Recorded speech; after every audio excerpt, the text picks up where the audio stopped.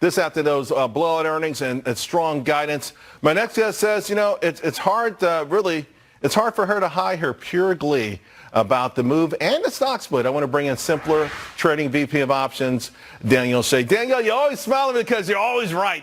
Okay, so you were pounding the table. You said you have to be in Nvidia going into the earnings.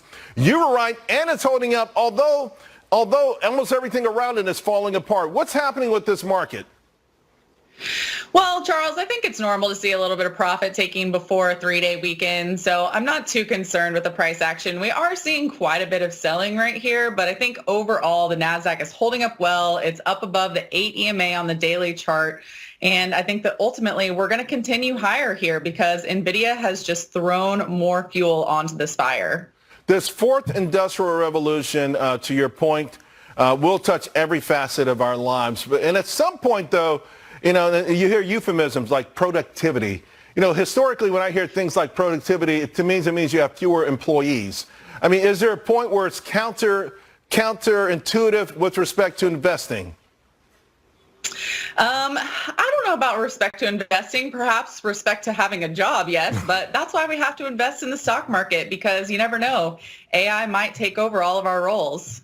So what else are you looking at right now? A lot of stocks have made really big moves. It's tough to find anything so-called cheap here, but I know you still like names in the tech sector.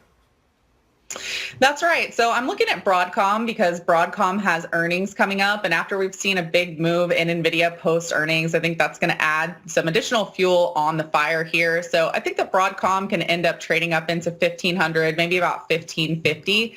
And I'm also looking at stocks that have pulled back post earnings. We have Amazon that made new highs and has pulled back. So I like Amazon for a buy between 170 and 180, which it's at right now. And I also think Palo Alto looks great. Pelosi's still buying, and we know she's the best trader out there. Let me ask you about that, though. Let me jump on to Palo Alto for a moment, because one of the narratives, one of the themes that a lot of folks have been talking about for at least 3 years, maybe a lot longer, is cybersecurity. Now, we all know it's relevant, but does the inconsistency sometimes bother you, particularly with a stock like Palo Alto? It's not uncommon to be riding it really nicely. Earnings come out and you're back to first base, just like Monopoly.